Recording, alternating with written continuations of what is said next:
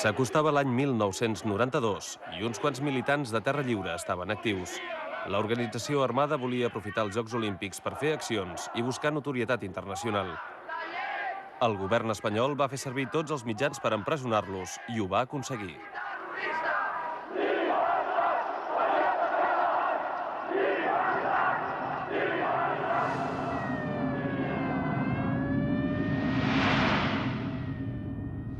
Al juny del 1992 es produeix una onada de detencions. Entre els activistes que cauen hi ha David M. Van arrencar del cotxe, em van posar amb el nas contra l'asfalt, vaig rebre moltes patades, molta agressió, em van emmanillar i em van pujar dins d'un cotxe. I a partir d'allà van començar amenaces, insults i cops per totes bandes.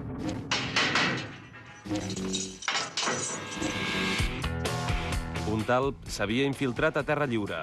En David en va ser la primera víctima.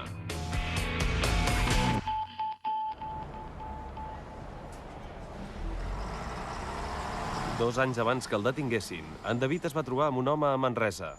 Havien quedat a l'estació d'autobusos. L'home, de 35 anys, tenia la missió d'infiltrar-se a Terra Lliure. El talp estava a punt d'entrar a l'organització.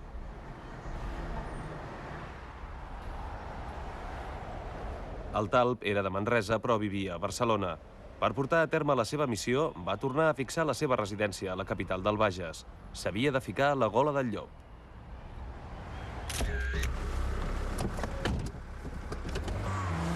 El talp freqüentava les instal·lacions de Can Padró, a Castellbell i el Vilar.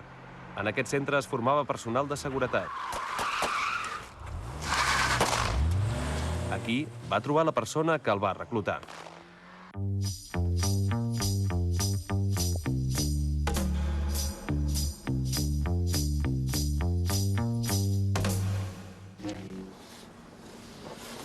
El comandant Fernando San Agustín ha estat un dels homes forts dels serveis d'intel·ligència espanyols.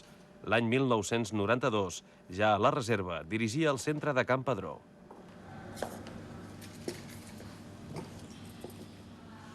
Can Padró era un centre meu, i era un centre que es dedicava a preparar personal de seguretat.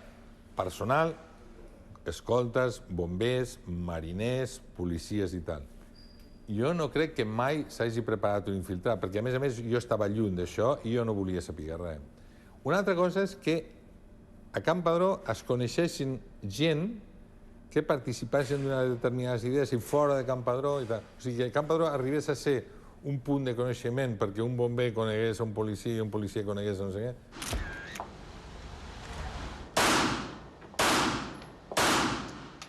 A Can Padró, el talp havia rebut formació útil per a la seva feina d'investigador privat.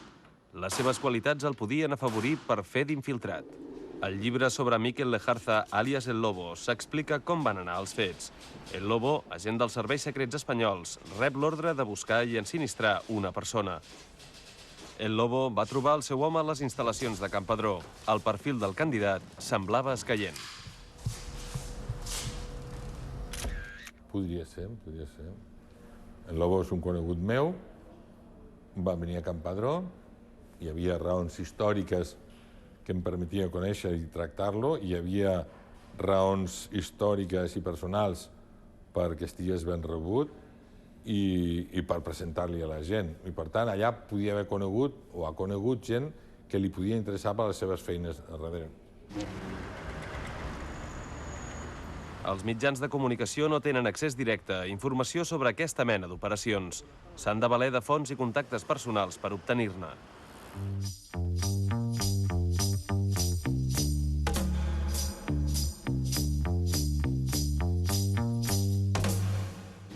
Se li va donar protagonisme amb el Xema Eloi, el talp de Terra Lliure, perquè tenia relacions amb el Miquel Lejarza, el Lobo, un membre dels serveis secrets sense feina que va muntar diverses empreses tapadores. El Lobo ja té el seu home, català, d'una població amb el moviment independentista actiu. El candidat ve d'un entorn familiar catalanista, pilot d'helicòpters expert i amb formació en seguretat personal. Queda inaugurado el Estadio Olímpico de Montjuïc y da comienzo la quinta Copa del Mundo de Atletismo. La gènesi de l'operació es remunta a la tardor de 1989.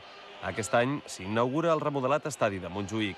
Durant l'acte, un nombrós grup d'independentistes catalans es fan sentir. A la inauguració dels Jocs Olímpics, Terra Lliure no pot estar activa.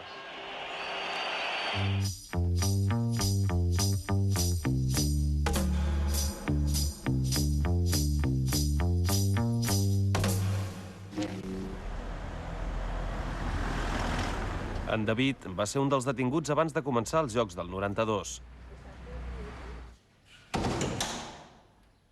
Des de feia anys tenia lligams amb el moviment independentista. Jo vaig començar a militar al moviment independentista del Bages, al finals del 85, principis del 86. Després vam fundar l'MDT, el Moviment de Defensa de la Terra, al Bages, a finals del 86, i a principis del 88 vaig deixar la militància de l'MDT i vaig entrar a militar a Terra Lliure. Fins a l'estiu del juny del 92, que em van detenir juntament amb d'altres companys.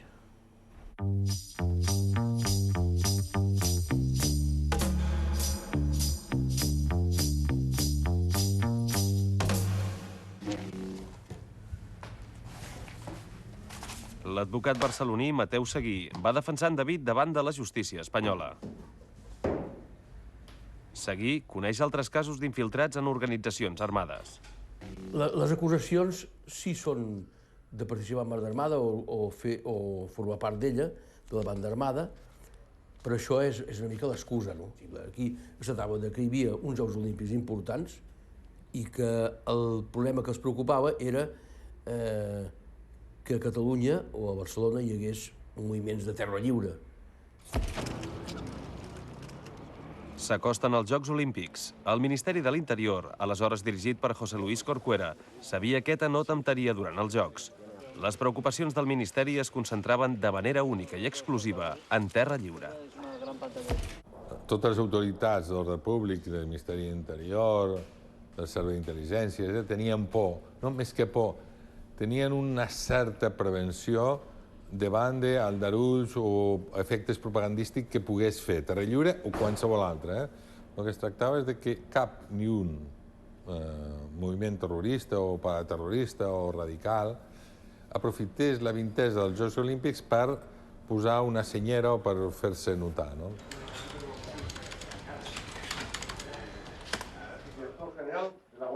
El director general de la Guàrdia Civil, Luis Roldán, dona una consigna clara als seus homes. Quan comencin els Jocs, Terra Lliure ha de ser història i decideixen infiltrar un talp. La infiltració és l'objectiu màxim que es pot aconseguir.